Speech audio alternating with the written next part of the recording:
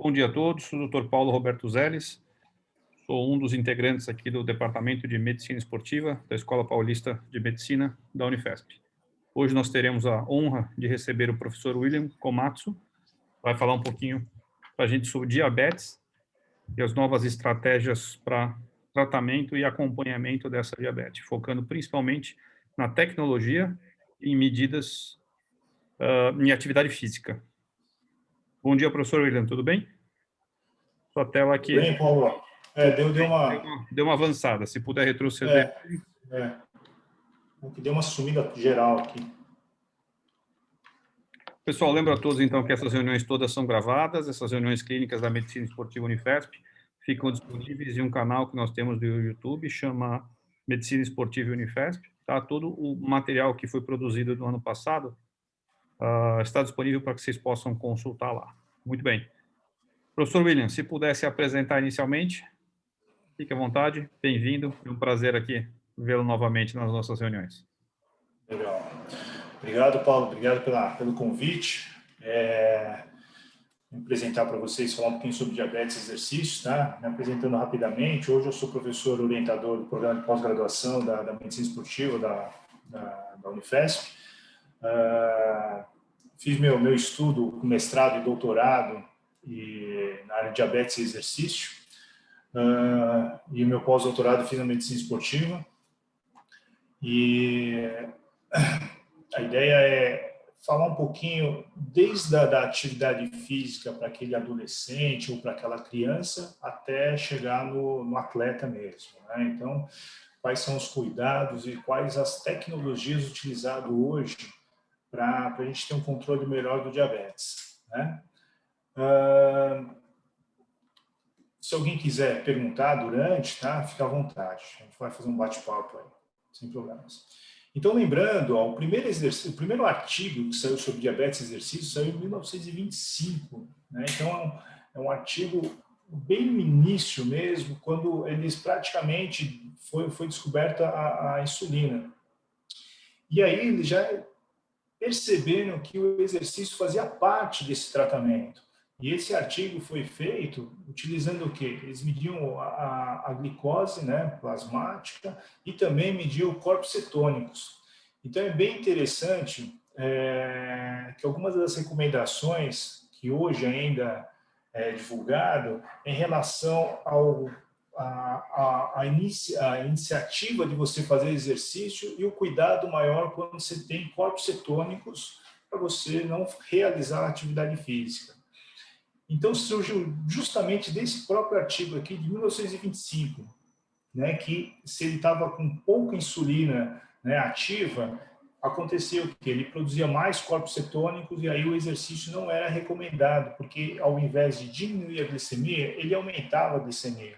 Então, eles recomendam hoje, né, se a glicemia estiver acima de 250, anticorpos cetônicos. Se tiver positivo, não fazer exercício. Se der negativo, pode fazer exercício. Mas foi justamente através desse artigo aqui. Só que tudo isso evoluiu bastante. Então, hoje, essas diretrizes, esses guidelines, acho que tem que ser repensados, porque o tipo de insulina hoje mudou, a tecnologia mudou. Então, essas recomendações talvez hoje não sejam muito válidas, né? E aqui um outro artigo também mostrando justamente isso, né? Então, dependendo das doses de insulina, dependendo do tempo pós-exercício, o que aconteceu com essa glicemia? Ela tinha uma queda da glicemia, né? Ó, esse artigo aí que saiu em 1925, eles faziam tudo à mão ainda. E aí, então, a grande pergunta é essa. Então, qual é o melhor exercício para quem tem diabetes? Então, a gente precisa pensar na escolha do exercício, a gente precisa pensar nos objetivos, qual é a frequência ideal para eles, qual é a duração desses exercícios. Então, a grande dúvida é essa, né? O exercício, o aeróbio resistido, qual seria o exercício mais, né, que funcionaria mais nesse sentido?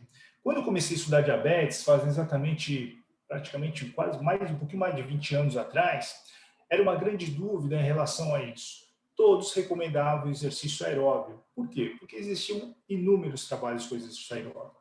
E o exercício resistido, há 20 anos atrás, era um pouco difundido. Na verdade, a gente nem falava exercício resistido, a gente falava exercício anaeróbio. Eu lembro muito bem quando eu cheguei, meu orientador falou assim, mas eu posso fazer exercício anaeróbio? A pessoa que tem diabetes não pode fazer exercício aeróbio. Eu falei assim, não, professor, se você pegar um pezinho de 1 quilo e ficar fazendo uma flexão e extensão de cotovelo, você está fazendo exercício anaeróbio. Né? Até então, surgiram agora, né, o nome resistido, exercício resistido. Então, ficaram durante muitos anos pensando qual seria o mais interessante, pensando não, né, mas estudando qual seria o mais recomendado que conseguiria o melhor controle metabólico, controle principalmente da hemoglobina glicada. E aí, em 2018, 2017 para 2018, né, finalmente saiu as recomendações que eram recomendado exercício aeróbio moderado a vigorosa intensidade, uma frequência diária, uma duração de 60 minutos e uma intensidade de 50% a 80% consumo máximo de oxigênio. E aí eles colocaram os exercícios resistidos também, né, no mínimo 3 vezes por semana, e ainda por cima colocaram os exercícios de flexibilidade. Né? Um dos estudos meus no mestrado foi justamente em relação à flexibilidade também. Então, eu consegui visualizar visualizar e medir também, né, que a flexibilidade dos adolescentes com média, né, 15 anos de idade, com 5 anos de diagnóstico, eles já tinham uma diminuição dessa flexibilidade também, porque acontece uma glicação de colágeno, perda de proteoglicanas, então acaba complicando essa flexibilidade. Então, a pessoa que tem diabetes tem que trabalhar essa flexibilidade também, tá? Se for trabalhado, aí não tem problema algum, mas só que sempre o trabalho de flexibilidade a gente acaba deixando para lá. Tanto em pessoas, né, que praticam atividade física, quanto em pessoas que têm diabetes. E aí eles viram, né, que esse artigo aqui saiu, né, em 1997, mostrando justamente que o exercício resistido melhorava naquelas pessoas que, né, nas pessoas que têm diabetes tipo 1, melhorou bastante a hemoglobina glicada.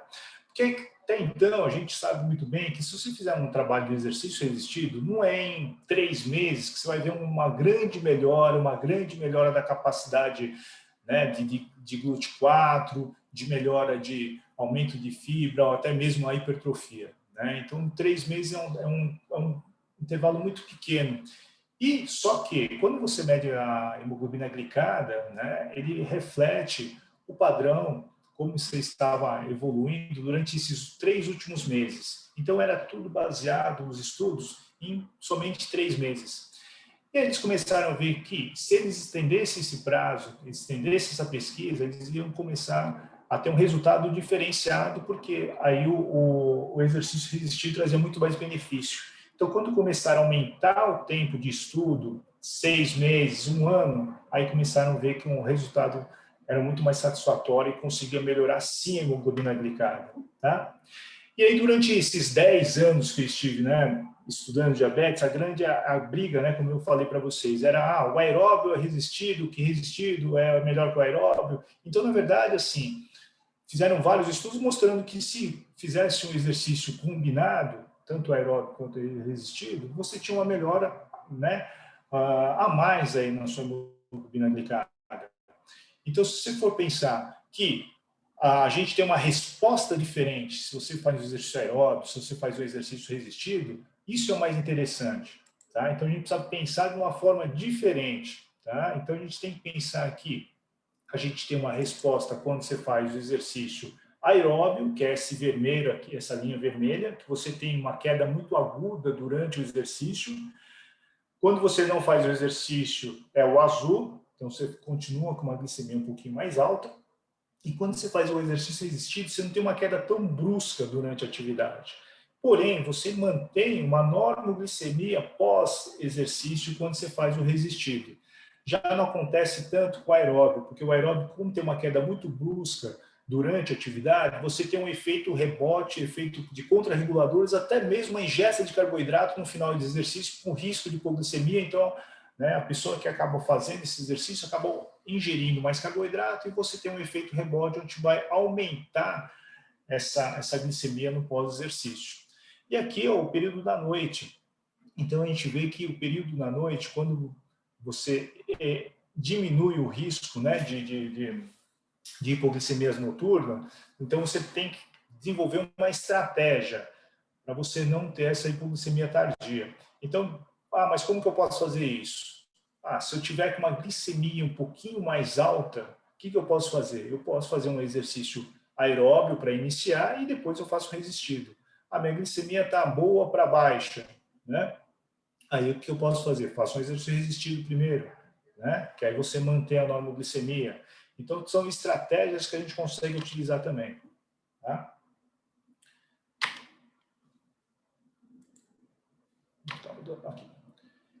Então, aqui, ó, é isso que eu falei para vocês. Então, eu vou fazer o exercício aeróbio primeiro, que tem uma queda mais brusca durante o exercício, depois eu posso fazer um exercício resistido, que tem uma hiperglicemia, acaba aumentando um pouquinho mais a glicemia. Ou eu venho uma glicemia mais alta, faço um exercício, né, resistido, depois eu faço um aeróbio para diminuir a glicemia, e pós o exercício, o que eu vejo aqui? Que quem fez, né, o resistido primeiro e depois o aeróbio, ele permaneceu com uma glicemia um pouquinho mais baixa em relação quem fez o aeróbio depois o resistido. Tá? E a madrugada, como ficou? Né? A madrugada mostrou justamente que quem fez, né, o aeróbio depois o resistido, você teve uma queda maior, um risco maior de hipoglicemia. Então, o maior problema de quem faz exercício, quem tem diabetes faz exercício, é a nossa hipoglicemia tardia, hipoglicemia noturna. E em relação ao diabetes tipo 1, o que a gente precisa pensar? A gente precisa pensar em quê? Aumentar a dose de insulina, aumentar o basal, diminuir basal. Então, tudo isso é muito importante na hora de você prescrever exercício para quem tem diabetes. Tá?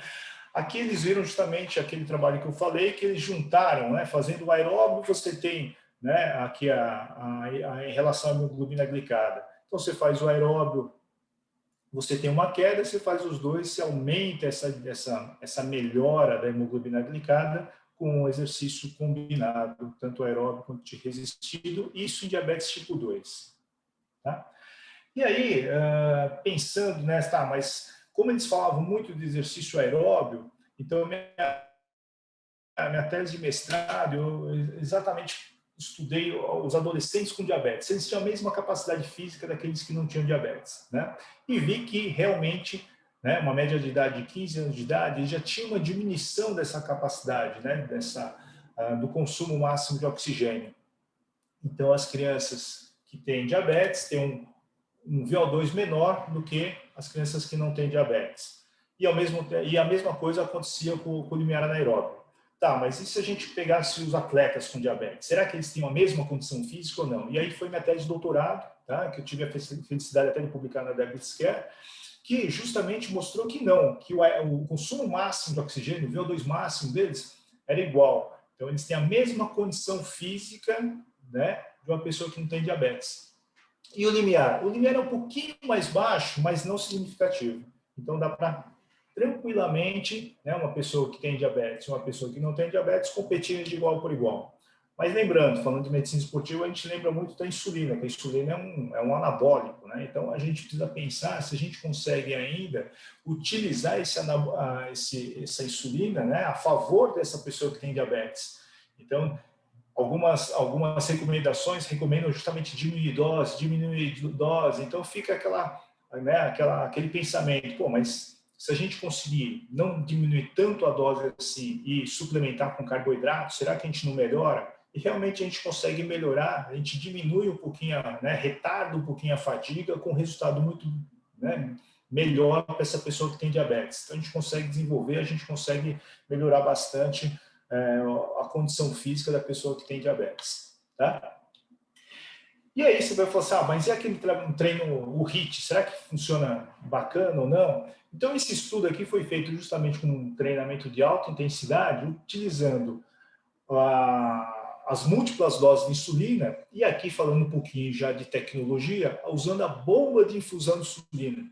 Né? Então você tem uma bombinha que fica acoplada, eu vou falar um pouquinho mais para frente, que você fica às 24 horas com essa bombinha, onde ela libera uma quantidade de insulina basal e depois você libera a quantidade de bolos de acordo com a alimentação, de acordo com as glicemias. E aí eles foram ver o quê? Será que eles têm o mesmo resultado, uma atividade mais intensa? Então esse artigo mostrou justamente isso, né? Então a gente vai ver aqui, ó, o MDI, que seria essa mais escurinha aqui, né? Seria o que? As doses tomando pela caneta, pela seringa, né? E aqui a bolinha, que seria a bomba de insulina. Tá? Então, aqui é antes das refeições, tá? No início do exercício, então você tem uma resposta bem parecida. Com o MDI, a gente tem uma resposta mais, uma queda maior, talvez pela dose fixa, né, que é colocada, então você pode ter essa queda maior. Agora, e no pós-exercício, né? Então, ele fez essa medição 6 horas após o término, né? Durante 6 horas, terminando o exercício. E uma resposta muito semelhante aqui, né? Então, tanto o MDI, que é múltiplas doses de insulina aplicado pela seringa, pela caneta, ou utilizando a tecnologia, utilizando a bomba de insulina, você tem praticamente a mesma resposta, a mesma são para essa pessoa que tem diabetes, né? E é isso. E a bomba de insulina? O que essa bomba de insulina pode fazer? No caso, que fica uma insulina basal. Então, por exemplo, se eles tomam uma insulina de múltiplas doses, você sempre acaba dando uma insulina basal, que teoricamente ficaria às 24 horas, né? E uma insulina bolus, que você vai aplicando de acordo com a refeição. E na bomba, o que acontece? A bomba, ele utiliza só um tipo de insulina, que é a insulina rápida, ultra rápida, tá? Só que ela fica, né, injetando uma quantidade basal de insulina, mas é coisa muito pequena que você vai calculando essa insulina, você faz uma programação nessa bomba. Então, ela vai liberando uma insulina basal, e aí quando você vê a necessidade de ingesta de carboidrato ou uma hiperglicemia, você vai lá e aperta o botãozinho e ela infunde a insulina, tá?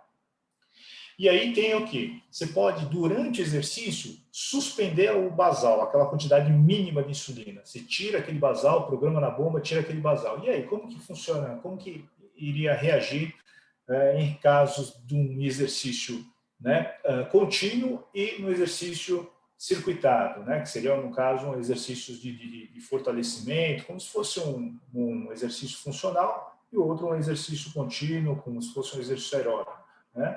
E aqui a gente vê, nesse gráfico, mostrando que quando você suspende o basal durante o exercício, você tem uma queda maior, tá, no exercício contínuo, diferente do exercício circuitado. Então, dá a mesma resposta que nós vimos nos artigos anteriores. Tá? Então, o exercício aeróbico tende a ter uma queda maior durante a atividade. Tá? E aqui seria o quê? No pós-exercício, como que ele reage? Então, esse azulzinho aqui, ó, o exercício contínuo, você tem uma hiperglicemia, tá? Diferente do exercício circuitado, que você consegue ter mais uma normoglicemia, tá? Um controle melhor. Então, dependendo da intensidade e da duração desses exercícios, a gente precisa pensar se a gente ingere mais carboidrato, ou diminui insulina, ou aumenta o carboidrato, diminui insulina. Então, geralmente a gente pensa dessa forma. Então, quando é um exercício de baixa intensidade, né, que é interessante, a gente pedir para a pessoa ingerir um pouquinho mais de carboidrato e a gente diminui um pouquinho dessa insulina, né? Porque o exercício de baixa intensidade, o exercício aeróbico de longa duração, você tem um consumo maior de carboidrato, de glicose, e você pode ter uma hipoglicemia durante a atividade. Então, você reduz a insulina e pede para a pessoa ingerir um pouquinho mais de carboidrato. E no exercício de alta intensidade? Alta intensidade, o que acontece? Você tem os contrarreguladores atuando, você tem, né, os hormônios que podem subir essa glicemia.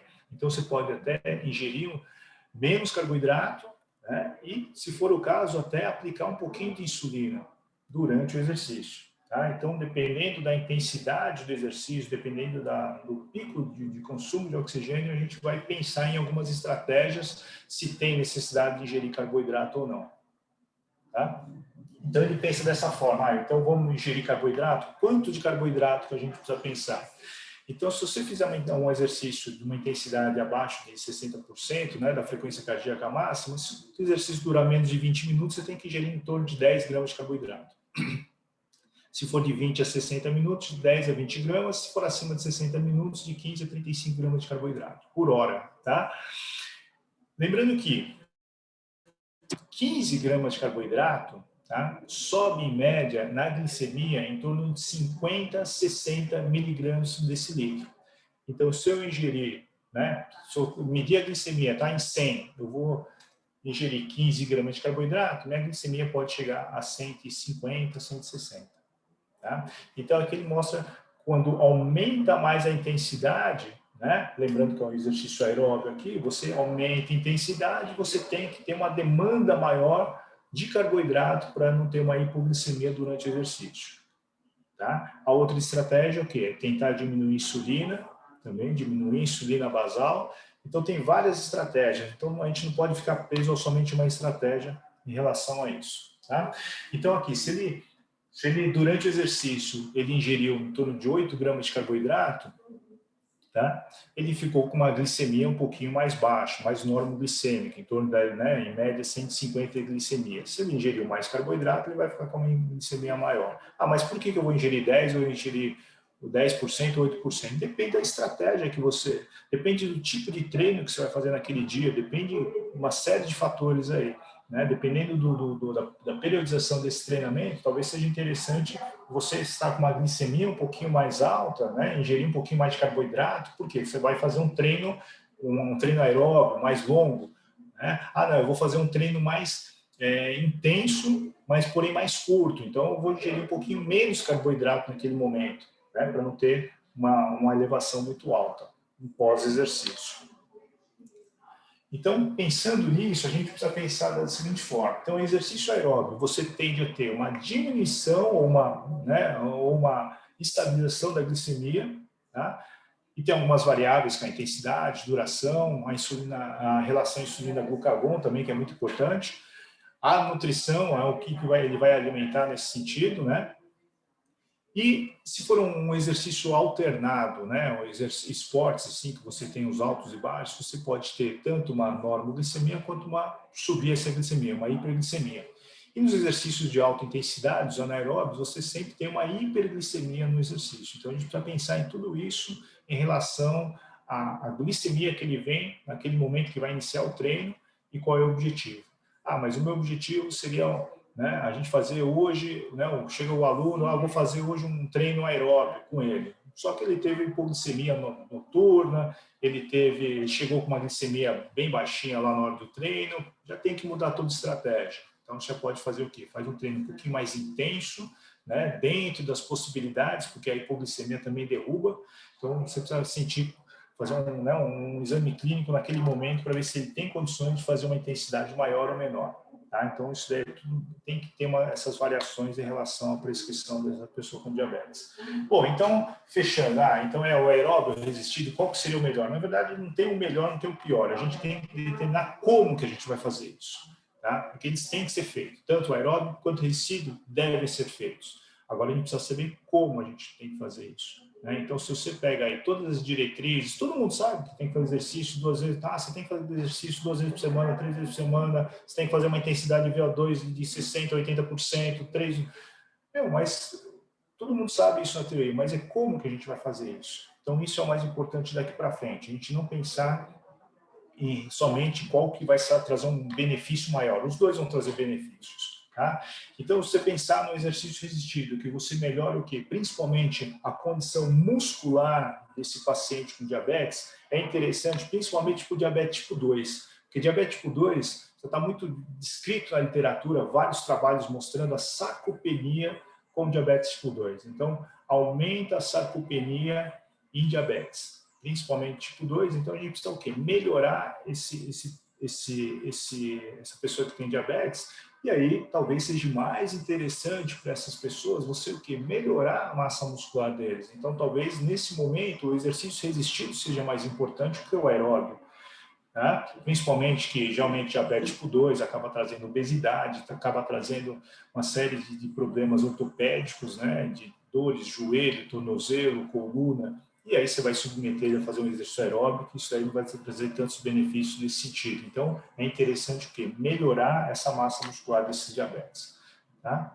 Lembrando que, né, nosso corpo, quando a gente contrai o músculo, quando a gente faz um trabalho de um exercício físico, né, planejado, a gente acaba liberando um monte de miocinas, um monte de hormônios aí. Tá? Então, nosso corpo depende muito desses hormônios, principalmente os contrarreguladores, e a gente sabe, né, que Se a gente melhorar a contração muscular, né, se a gente fizer uma contração muscular adequada e dentro de um programa de treinamento, a gente tem a melhora da resistência insulínica, principalmente diabetes tipo 1 e tipo 2, tá? Então, através do TNF-alfa, a gente tem uma série de mecanismos aí que vai melhorar muito em relação à diminuição, né, da gordura, né, e um aumento desses hormônios atuando no nosso corpo. Tá? Então, a gente dá muita preferência hoje, dependendo, né, do grau de comprometimento dessa pessoa que tem diabetes, pensando em diabetes tipo 2 hoje, né? Então, será que ele está com um problema mais na resistência insulínica ou mais no pâncreas mesmo, na secreção de insulina? Né? Será que ele está com uma taxa de gordura muito grande? Então, o que seria interessante? Né? Então, a gente sabe que hoje a erisina atua muito, né, na gordura branca, na gordura marrom. A gente sabe que as miostatinas também atuam muito na parte óssea. Então, a gente vai ter que planejar de qual seria o mais interessante de a gente atuar ou atuar no geral, mas pensando, né, em tal deficiência dessa pessoa que tem diabetes, a gente vai orientar um exercício adequado, com uma periodização adequada, com um treinamento, uma prescrição mais dirigida, não simplesmente, né, quando vocês, né, tem muitos residentes aqui que o exercício faz parte, tá? Então, na hora da consulta, o que acontece? Ah, tá tomando medicamento, tá? Ah, e o exercício? Ah, eu tô caminhando 2 vezes por semana. Ah, então o exercício está bem? Não, o exercício não está bem. A gente vai ter que esmiuçar esse exercício aí. Tá? Você está fazendo 3 vezes por semana, 2 vezes por semana? Quanto tempo está durando esse exercício? A intensidade, já está fazendo há quanto tempo? Ah, você mantém a mesma intensidade? Ah, já estou caminhando há 2 anos, né? E faço meus 2 quilômetros, 2 anos faço isso. Já não está fazendo mais efeito nenhum. Então, a gente precisa melhorar um pouquinho essa qualidade desse medicamento para não se tornar, né? Até fugiu a palavra agora, mas aquela mudança, né, de estímulo. Então, se ele chega com medicamento e não está fazendo efeito, o que vocês médicos fazem? Aumentem, né, a dosagem do medicamento, troca o medicamento, né? Então, o exercício a gente tem que pensar da mesma forma. Ah, não está funcionando por quê? Ah, porque a intensidade está baixa, o exercício não está adequado, então tem que mudar tudo isso também, tá? Ou até mesmo acrescentar exercício, tá? Então, a gente vê que se a gente fizer algum exercício mais voltado para o diabetes tipo 2, a gente tem que pensar em exercícios que a gente não só gaste energia durante, mas quando você faça um pós-exercício adequado, que você continua tendo esses benefícios, mesmo ele sem fazer exercício, tá? Então, vamos diminuir a gordura, né, a adiposidade dele, diminuir a insulina, a resistência insulínica. Então, como que a gente vai fazer isso? Tá?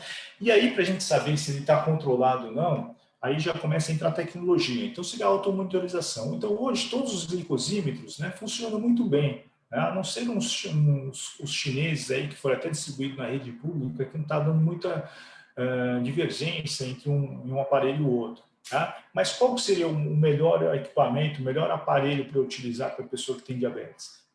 Seja um aparelho que você consiga fazer o quê? O download desses dados, que você consiga colocar isso depois no computador e você consiga ver uma planilha para ver como que está esse controle do diabetes. Né? Então, não adianta você pegar só os números e tentar traçar uns valores.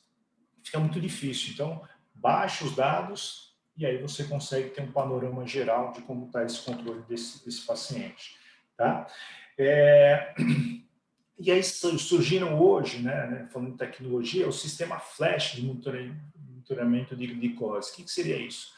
Então, por exemplo, aqui, esse daqui de cima, né, que está marcando aqui o 102, isso aqui é o Freestyle Libre da Abbott, tá? Então, você tem um sensor, é o tamanho de uma moeda mais ou menos de um real, né, que você vai colocar na região tricipital, e ele tem um leitor, né, um filetinho que fica dentro, né, no subcutâneo, e ele vai medir através do fluido intersticial. Então, toda vez que você passar esse leitor, ele vai mostrar quanto está a glicemia. Tá? Então, é bem interessante, você pode passar ele quantas vezes quiser e ele já vai fazer o gráfico durante as 24 horas. Tá? Então, está sendo bem utilizado esse sensor de glicose. O outro seria o quê? Junto, acoplado com a bomba de insulina, né? Então, você aqui tem a bomba, né? E aqui você tem um sensor também de glicose. Então, o sensor acaba mandando o quê? Manda dados para a bomba. Então, você consegue acompanhar o quanto que está o valor da glicemia, né? E tem algumas bombas mais inteligentes hoje, que é no caso dessa bomba aqui, que é a 640 da Medtronic, o que ela faz? Se ela está com a previsibilidade de queda de hipoglicemia, a bomba desliga automaticamente.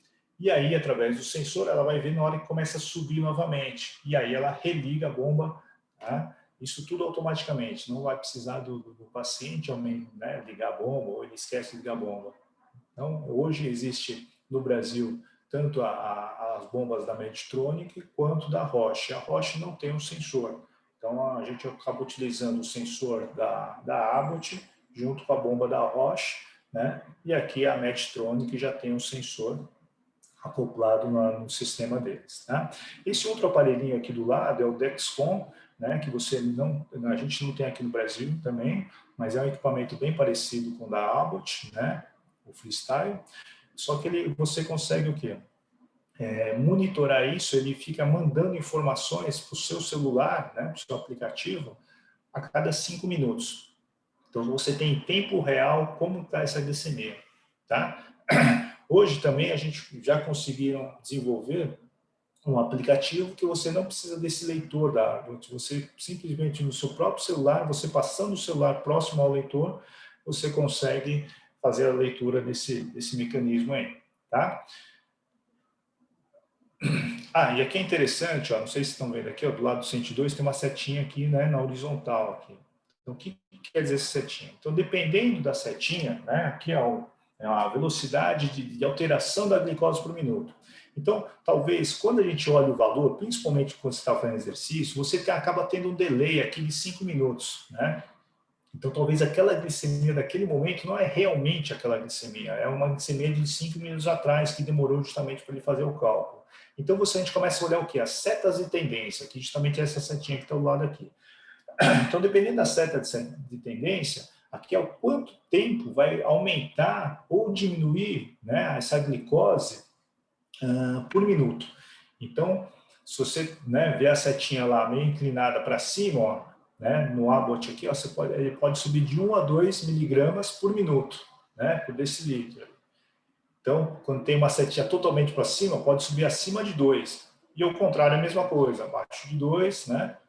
E aqui você tem todos os leitores, todos os sensores. Então, já tem uma previsibilidade, né, como que vai estar ali para frente. Então, o mais importante nesse momento, principalmente quando a gente orienta exercício, é a gente ver essa setinha de tendência. Vai começar o exercício, está em torno de 110. 110 é um bom, só que está uma setinha para baixo. Provavelmente, aqui lá, ele vai diminuir a cada, né, 2 miligramas a cada minuto. Então, vai cair durante o exercício. Então, é interessante o quê? Suplementar no início para você não ter um problema durante o exercício. A glicemia está, né, tá com 80, mas está com uma setinha para cima. Pô, então quer dizer que ele comeu alguma coisinha e está começando a subir. Talvez não tenha necessidade de você suplementar antes do exercício. Tá? E aí você vai monitorando durante o exercício para ver se tem necessidade ou não de suplementação de carboidrato, tá? Para ele ter uma hipoglicemia durante o exercício. Então, o risco maior, que a gente sempre, né, o paciente que tem diabetes, é a hipoglicemia do exercício. Então, muitos acabam o quê? Tendo hiperglicemia, com medo de você ter uma hipo, né, de você ter que terminar o treino, você não conseguir finalizar esse treino, ou aquele passeio de bicicleta. E então, o que eles fazem? Eles acabam ingerindo muito mais carboidrato do que necessário. E aí não fica um controle glicêmico tão bom assim. Tá? E a hidratação é fundamental, né? Então, hoje não existe exercício sem a gente hidratar. Já foi a época, né, que aquele professor de educação física na escola não deixava tomar água de jeito nenhum. A gente tem que tomar água, dependendo se tiver uma hiperglicemia, se tiver com uma glicemia um pouquinho mais alta, acaba hidratando um pouquinho mais, que tende a diminuir essa glicemia também, somente hidratando, tá? E a gente utiliza, hoje a gente está fazendo alguns testes, né? Possivelmente isso vai virar até um estudo com a palatinose. Então, nós estamos tendo ótimos resultados, né, com a palatinose em relação a exercício e diabetes, né? Então, a ideia é, como ele tem uma absorção um pouquinho mais lenta, né, a gente consegue um resultado mais a longo prazo de uma glicemia mais controlada. Então, aqui a gente vê o trabalho feito com destrozol e com isomaltulose, né, que justamente é a palatinose. Então, a gente vê que quando você toma, né, a maltodestrina, você tem que ter uma hiperglicemia, um pico hiperglicêmico, né? Então,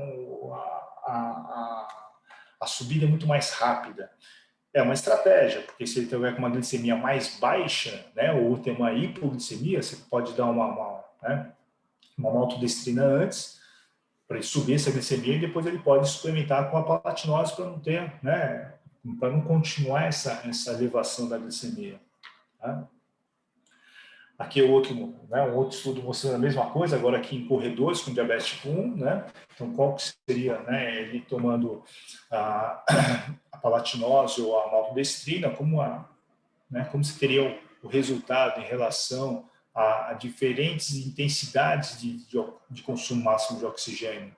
Tá? Então, a gente vê aqui que sempre, né, a maltodestrina acaba tendo sempre um pico a mais em relação à palatinose.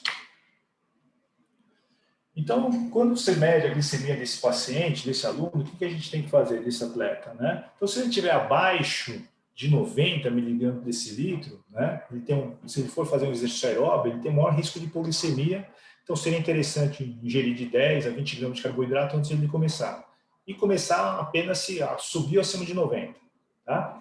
Se ele for fazer um treino anaeróbio, intervalado de alta intensidade, uma musculação, tá? Talvez seja interessante também ingerir de 10 a 15 gramas de carboidrato antes de começar. Tá? Agora, se ele está com uma glicemia de 90 e 120, tá? Se ele for fazer um trabalho aeróbio, ingere um pouquinho mais de carboidrato, 10 gramas de carboidrato, né? E aí já vai pensando em relação se tem necessidade de ajustar a insulina ou não. Agora, se ele for fazer um trabalho resistido, um trabalho anaeróbio, não tem problema nenhum. Essa glicemia está ótima para ele iniciar. Se ele tiver em torno de 126 a 180, já o aeróbio tranquilo, né? Porém, a gente precisa pensar que o anaeróbio, o exercício de alta intensidade ali pode subir a glicemia, tá? Se ele está com uma hiperglicemia também, né, de 181 a 270, tudo bem para você começar o exercício, mas só que hiperglicemia acaba caindo rendimento também. Então, é interessante pensar nisso. Talvez, dependendo da intensidade, depende se for uma prova, alguma coisa assim, se for um treinamento que você periodizou, que aquele treinamento você precisa de um resultado melhor dele, uma performance melhor dele, talvez seja interessante o quê? Você aplicar um pouquinho de insulina para baixar essa glicemia, essa hiperglicemia, para ele manter mais uma glicemia mais, uma normoglicemia e você conseguir uma performance melhor dele, tá? Em relação ao anaeróbio, a mesma coisa. E se estiver acima de 270, o que a gente fala, né? Que é justamente medir corpos cetônicos, que justamente saiu daquele artigo de 1926, né? De 25, 26. Mas corpos cetônicos, como você pode medir? Você pode medir tanto em sangue, tá? Na ponta de dedo, cetonemia, ou cetonúria, na urina. Porém, na urina, pode ser uma urina de 2, 3 horas atrás. E para você medir a cetonúria, você precisa ter um equipamento, né? Que seria um glicosímetro que mede cetonemia, com uma fitinha também específica para medir corpos cetônicos. Essa fitinha custa em torno de uns R$10 cada fitinha. Né? Então é muito caro o custo dessa fitinha. Então não é todo mundo que tem essa fitinha, não é todo mundo que vai ficar medindo. Então é uma coisa um pouquinho inviável para a nossa realidade. Então se tiver, né, com produção de corpos cetônicos, vamos fazer exercício. Tá? E se a gente for pensar, tá, mas bolo de alimentação, o que é bolo de alimentação? Que eu falei aqui em relação, né, se tiver uma glicemia mais alta, o que a gente pode fazer? Aplicar insulina? Então a gente precisa pensar da seguinte forma, né? Então, se ele vai ingerir 15 gramas de carboidrato, né, se você pegar uma regra geral, então ele está lá com 115 de glicemia, né? Desculpa, ele vai ingerir 15 gramas de carboidrato, né? Ele precisa de 1 unidade de insulina, tá? Então, isso aí vai variar muito em relação ao peso dele. Então, a gente acabou fazendo uma regra mais específica, que é a regra dos 400, né? O que seria isso? Você vai o quê? Medir, você vai somar toda a dose de insulina que ele toma durante o dia, tá? E aí, você vai ver quantas doses ele precisa tomar de insulina. Então, por exemplo, lá, se ele vai ingerir, comer um pãozinho francês, o pãozinho francês tem em torno de 28 gramas de carboidrato, que seja 30 gramas de carboidrato, tá? Então, se for pensar nessa regra de 1 para 15, o que seria? Ele teria que tomar 2 unidades de insulina para cobrir essa quantidade de carboidrato que ele ingeriu, tá? Foi em média de 30 gramas de carboidrato, ok? Então, mais ou menos a regra é essa, mas isso aí vai depender muito. Então, aqueles mais obesos acabam o quê? Mudando um pouquinho, né, essa razão insulina-carboidrato. Então, por exemplo, uma pessoa que pesa 81, 85 quilos, né, em vez de ele tomar 2 unidades, ele teria que tomar 3 unidades. Né? Então, um pãozinho em torno de 30 gramas, ele teria que tomar 3 unidades de insulina. Tá? Então, varia muito de acordo com o peso. Então, é interessante o quê? A gente fazer um cálculo diferenciado. Então, por exemplo, como seria isso? Ó, uma paciente com diabetes tipo 1, 10 anos, né? Então, ela vai utilizar a bomba, então ela toma 36 unidades, né, e de glargina, que são insulina basal, depois ela toma 5 unidades por refeição, total de 15 unidades. Então, você soma a quantidade total de insulina dela, divide por 400. Então, qual seria, né, a razão insulina-carboidrato dela? Seria 1 unidade, diminui 8 gramas de carboidrato, tá? Então, isso daí fica muito individualizado, que isso é muito legal. Tá, mas e o contrário, agora, se a gente for pensar em fator de sensibilidade, minha glicemia está, né, muito alta, quanto que eu preciso diminuir, né? Quanto eu preciso tomar para ela diminuir um pouquinho, para ficar dentro dos parâmetros normais? Então, a gente faz a regra de 2000. Então, se a gente pegar lá a quantidade total de insulina que você toma, divide por 2000, o que acontece? A gente vai saber que o fator de sensibilidade para essa pessoa seria o quê? 1 unidade reduz 40 de miligramas por decilitro. Então, por exemplo, ele está em 180, né? Você quer diminuir para 100. Então, ele vai tomar o quê? 2 unidades de insulina ultra rápida, que vai cair para 100. Tá? Então, isso é a estratégia, né? Se ele está com uma glicemia lá de 280, você quer que ele fique uma glicemia boa lá de 200, até uma mais de 200, aplica 2, 3 unidades de insulina, tá? Que aí ele vai ter um rendimento melhor. Isso é muito individualizado, tá? E aí a gente pensa em esquemas e ações, tá? O que seriam esses esquemas e ações aí?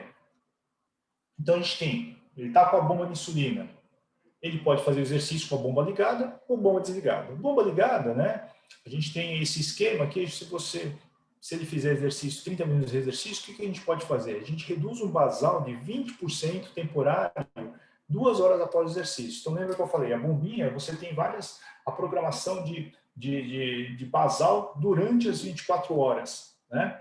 Então, ele fez o exercício, dependendo do exercício, ele pode continuar tendo aquela hipoglicemia, porque continua com insulina. O que ele faz? Ele programa lá que esse basal vai diminuir 20%, né, a secreção dele durante 2 horas, para não ter hipoglicemia. Então, vai ter menos insulina, então ele vai ter mais uma normoglicemia.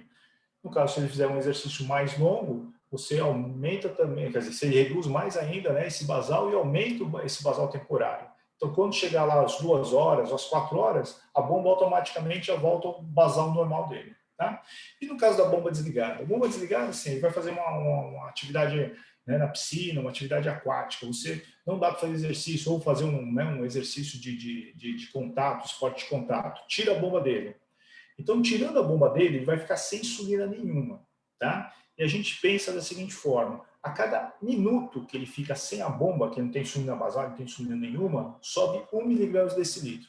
Então, se ele ficar 60 minutos sem a bomba, pode subir 60 miligramas na glicemia dele, tá?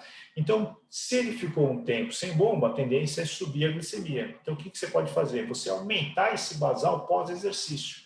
Né? Então, você aumenta o basal para normalizar de novo.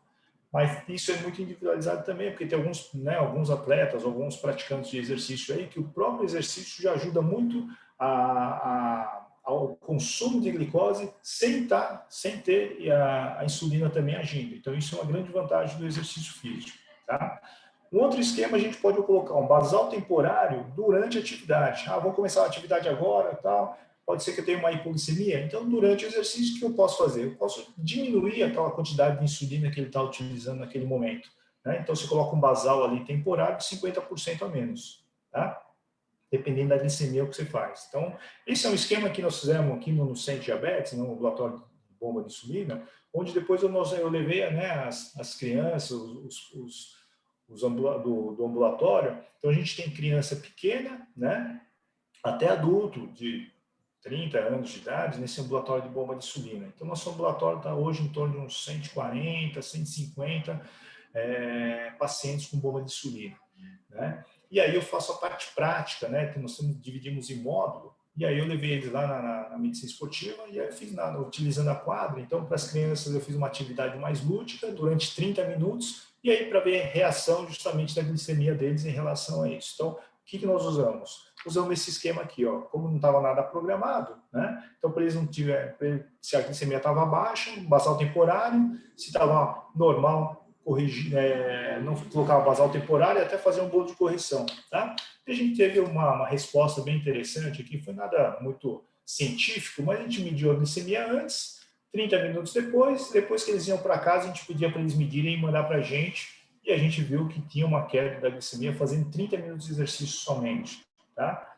E a gente viu que realmente é interessante, aqueles que já praticavam atividade física, né, não tiveram tantos problemas. Agora, aqueles sedentários, eles tiveram hipoglicemia durante 2 dias, né? Uns tiveram hipoglicemia menos, outros uma glicemia mais baixa, tá? O outro esquema que a gente pode utilizar é justamente mudando o quê? Mudando esse basal temporário, né? Dependendo da atividade física, se é resistido, se é aeróbio, né? E a gente pode o quê? À noite eu estou tendo muita hipoglicemia, o que eu posso fazer? Então diminui o basal da noite, na hora de dormir e deixa durante 6 horas, né? Porque ele faz uma atividade muito intensa durante o dia, chega à noite e cai demais a glicemia, então diminui o basal temporário. E aí nós utilizamos esse esquema com esse atleta que eu estou acompanhando agora, que é um triatleta com diabetes tipo 1, e ele vai participar agora do ultra triatlo do Ironman, né? E ele já foi o atleta considerado, né, pela Sociedade Brasileira de Diabetes, né? Então ele foi 5º colocado na categoria amador, né, de 25 a 29 anos no Ironman Brasil de Florianópolis. Eu estou acompanhando ele usa bomba de insulina e ele vai fazer essa prova agora que é o UB515, que são 3 dias de prova, né? São 10 dias de natação, 10 quilômetros de natação, 421 quilômetros de bike e 84,4 quilômetros, são 2 maratonas, né, para ele fazer isso em 3 dias. Uma diabetes por 1, né, e aqui mostrando, ó, né, ele relatando para mim, a gente vai seguindo ele falou que teve hipoglicemia presente na madrugada, quando ele fez, né, essa semana de treinamento dele. Então, o que a gente fez? Eu mandei justamente aquele quadro que eu mostrei para vocês, né, para ele diminuir esse basal temporário, e aí ele vai, né, acompanhando pelo sensor, e eles viram que tem uma melhora da glicemia aí, né, durante a madrugada, ó. Ele estava tendo muita hipo na madrugada, ó. Então aqui a gente consegue visualizar essas hipo de madrugada. Falei para ele fazer o basal temporário de 20, né, tirar 20%. E aí o que acontece? Você consegue já ter uma melhora da glicemia na madrugada aqui, ó. Então não tem mais hipoglicemia noturna. Porque se ele tem uma hipoglicemia noturna, ele não dorme direito. Se ele não dorme direito, no dia seguinte ele não consegue treinar direito, né? Então é muito importante a gente acompanhar esses pacientes dessa forma, né? E aí a gente tem uma outra estratégia também, que é esse artigo mostrando em 2006, que você pode aqui, em vez de ingerir carboidrato, você pode dar um sprint máximo de 10 segundos. Né? E com isso acontece o quê? Acaba liberando contrarreguladores e você não tem que suplementar com carboidratos. Se o objetivo talvez fosse perda de peso, manutenção de peso, você, em vez de você ingerir muito carboidrato, você pega e dá um sprint final e você acaba tendo esses contrarreguladores e sobe a glicemia de novo. Né? Então, para alguns casos, eu iria fazer com esse atleta, né? E ele conseguiu um resultado bem bacana aí. Tá? Aqui é mostrando o mesmo, né? Esse artigo mostrando essa redução de 20% de basal, até utilizando uma droga aí, uma droga, né, hiperglicemiante, você vê que você diminuindo, fazendo uma estratégia correta, você o resultado é melhor do que uma droga injetada aí. Tá? E outro esquema, a gente diminui o quê? O quanto que ele, né, o bônus de refeição, né, aquela insulina ultra rápida. Então, ele vai treinar, mas ele toma insulina, vai treinar e tem hipoglicemia. Então, ele comeu, né, ele vai comer, almoçar, ele fez o cálculo todo, em vez de ele aplicar 10 unidades, ele aplica só 5. Né? Então, a gente diminui um pouquinho a insulina antes da refeição para ele não ter hipoglicemia no pós-exercício. Então, tem vários esquemas, não tem nada fixo, não tem nada engessado, então não dá para a gente fechar justamente nisso. Tá bom? É muito assunto para pouco tempo, né? Então, eu acho que eu dei uma voada aí no tempo, né? Mas fico aí à disposição de perguntas, meus contatos estão aí, se alguém que depois quiser mandar alguma pergunta, eu fico à disposição. Paulinho, você está por aí ainda ou já dormiu? Estou te ouvindo, excelente aula, fenomenal, né? Acho que, como sempre, você apresenta muito bem, traz bastante artigo, é fenomenal. Parabéns mais uma vez. É chover no molhado realmente elogiar suas aulas, mas eu acho que é merecido. A Maíta, né? A professora Maíta, que está aqui sempre com a gente elogiando, o Felipe, Thaís, enfim, muita gente. Acho que é fundamental, acho que a mensagem, né, que a gente tem que passar aqui, além do conhecimento que você passou, mas a mensagem que a gente tem que transmitir é que dá sim para o diabético fazer esporte, o que já é uma coisa mais ou menos conhecida por todos, mas que a gente consegue, com essa tecnologia, consegue fazer com que a diabético, um paciente que talvez fosse alguém até com, entre aspas, limitações, chegue a esse nível desse atleta que você mostrou para a gente, né? Então, realmente acho que isso não é do conhecimento de todos, né, William? Mas fica aqui realmente uma lição para a gente. Acho que os consultórios de endocrinologia tem que ter você lá, porque realmente, além da importância do exercício, a gente vê que para diabetes, esse ajuste fino faz total diferença, né, William? Não, sem dúvida, né? É o que eu falei, ainda se a gente conseguir trazer, né, esse benefício da insulina que eles podem, né, que eles são autorizados, né, esse anabólico, a gente consegue um resultado bacana, né? Então, a gente consegue trabalhar muito em relação à performance, a ganho de massa muscular, né? Não sei se você lembra do José Loreto, né? Aquele ator que ele fez até né, o filme Aquele lá do lutador de José boxe. Aldo. Ele Uhum. tem diabetes tipo 1, né? Tem diabetes tipo 1. E a gente conseguiu de uma forma, né, tomando os devidos cuidados, ele conseguiu anabolizar de uma forma bem bacana, utilizando somente, né, a insulina dele, né, e treinando bem, né. Então a gente consegue reverter isso, né. Eu vi a gravação desse filme ao vivo, porque eles usaram um ginásio que eu trabalhava com o pessoal da Então, ginástica. Então, é, entendendo os atletas, fui ver, enfim, era justamente a gravação do filme. Tem vários, eu vou fazer uma pergunta para você, mas aqui, enfim, nós temos aqui vários fisioterapeutas, nutricionistas também, educador físico. Então, deixo vocês à vontade, se realmente quiserem fazer alguma pergunta. O professor William é referência no assunto, tem o pós-doutorado dele sempre nessa linha de pesquisa, então vocês fiquem à vontade. Eu queria eh, perguntar para você, William, sobre um pouquinho sobre o outro lado, né? Como é que as pessoas que treinam usam essa estratégia de controle, na verdade, para ganho de massa, perda de massa, emagrecimento? Existe isso também? Por exemplo, é possível low carb, jejum intermitente, aumentar a dose da insulina para perder peso? Isso é um problema que você enfrenta, né? Que a gente imagina que sempre o diabético ele está tentando manter aquela glicemia no padrão, mas hoje existe uma pressão estética muito grande. Muitas vezes a gente foca na estética de uma forma muito mais intensa que na saúde. Você chegou a enfrentar também esse problema de querer dar uma roubadinha, entre aspas, na bomba? tem, né? Então, assim, aqueles mais espertos, né? O que eles fazem? Eles sabem que se eles estão com um peso um pouquinho mais alto, né? Eles Cuidado com a tirarem receita que insulina, sai daqui, hein? Cuidado com a receita, senão vai ter gente.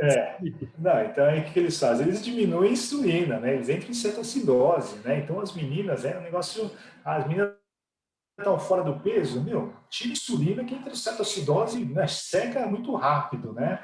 E é interessante que os meninos, né, quando eu participo lá do laboratório de bomba de insulina, né, de insulina, da diabetes, muitos vinham assim, William, o que eu posso tomar? Eu quero aumentar minha massa muscular, eu tomo whey, tomo isso, tomo aquilo, né? Posso tomar testosterona, aquelas coisas todas, né? Assim, aí eu chamo ele para o canto e falo assim, um dos melhores anabólicos que você está tomando é a insulina.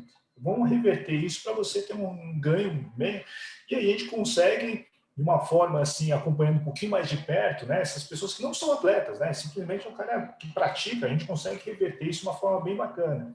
Mas tem que controlar, tem que monitorizar, tem que ficar fazendo ponta de dedo, tem que fazer, não tem jeito. A gente né, eu acho assim, que nesse atleta que eu estou acompanhando, triatleta aí, se for um triatleta já é difícil, imagina um triatleta com diabetes, né? Então a gente tem que estar muito próximo a eles, mas a gente consegue sim, né? Um resultado bem bacana.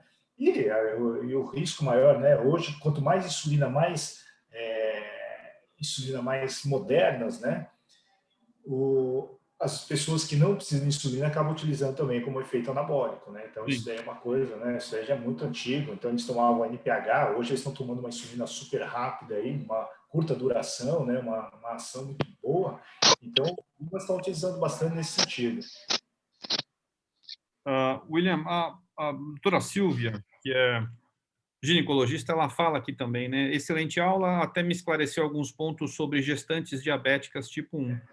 Sempre temos muito receio das hipoglicemias, né? Acho que então isso mostra que que dá para ter um controle muito maior, né? Eu aqui digo, eu tinha grandes amigos aí, colegas de faculdade, era diabético tipo 1, e ele usava essa bombinha, mas a medição da glicemia dele dependia realmente dele furar o dedo, e ele fazia isso o dia inteiro, e às vezes não fazia, e você via que tinha muita variação, né? Hoje a gente vê que com essas tecnologias se consegue manter um controle muito próximo. Imagino também que para os ginecologistas eles vão ter que pegar uns cartões seus também, para você trabalhar junto com eles também, né, William? Então, facilitou bastante, né? Esses sensores flash, que a gente chama, né? De você colocar o sensor, né? E você medir com maior frequência. Inclusive, né? Aquele da Abbott, que se você coloca o sensor, é uma coisa muito interessante. Até os chineses desenvolveram um equipamento que você acopla nesse sensor da Abbott. Então, você abaixa o aplicativo e ele manda o sinal 24 horas para o seu aplicativo de celular. Então, é off-label, né? Mas, assim, hoje as pessoas estão comprando isso, que funciona muito bem. E ele ainda tem um algoritmo que faz uma correção ainda, né? Para ter como se fosse uma glicemia ali, né? Real time. Então, até isso, né? Eles estão evoluindo tanto que até os chineses já começaram a fazer uma coisa fora, né, do laboratório, mas daqui a pouco nós vamos ter. E fora isso, a bomba também, né? Eles estão mexendo muito em relação à bomba. Eles estão fazendo um negócio meio acoplado à bomba para ela fazer um pâncreas automático, né? Um Já pâncreas vai dosar e já vai dar a resposta, né? já dá Provavelmente resposta, ele já vai faz uma caminhar. coisa muito bacana. Então, o cara está evoluindo cada vez mais. Né? Então, esses sensores realmente vieram para facilitar esse controle da pessoa que tem diabetes, sem dúvida nenhuma. Perfeito, excelente. Aqui, lembro a todos que essa aula, então, fica gravada, vai estar no nosso canal da Medicina Esportiva Unifesp, no YouTube. Aqui, em nome dos nossos professores, professor Alberto Pocchini, professor Beno, professor Andreoli, professor Belangeiro, enfim, em nome de todo o nosso staff, agradeço a presença de todos aqui na nossa reunião. Professor William, também, como sempre, fantástica a sua aula. Acho que é um tema que a gente tem que realmente voltar a abordar. Então, já deixamos aí, talvez, para o segundo semestre, uma nova aula, falando, talvez, em casos clínicos, ou enfim, vamos repetir esse assunto. Acho que a gente precisa realmente disseminar esse conhecimento. Na Fico à terça-feira, disposição. pessoal, 11 horas da manhã, estaremos de volta aqui. William, suas considerações finais? Não, só agradecer, fico à disposição. Fico na medicina esportiva, o pessoal sabe onde me encontrar. E muito obrigado aí pela presença de todos aí. Eu vi um monte de gente aí, eu tenho até um apreço maior aí, que com muita gente aqui desse público eu aprendi bastante. E acho que a ideia maior é essa, a gente fazer essas trocas aí. A gente aprende e tenta ensinar alguma coisa também.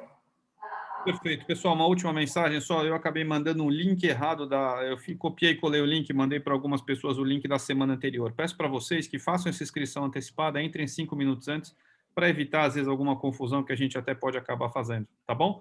Então, na semana que vem, terça-feira, 11 horas, como sempre, novamente reunião da Medicina Esportiva Unifesp. Um grande abraço a todos, boa semana, saúde a todos. William, obrigado. Valeu, obrigado, Paulão. Até mais. Boa semana, pessoal.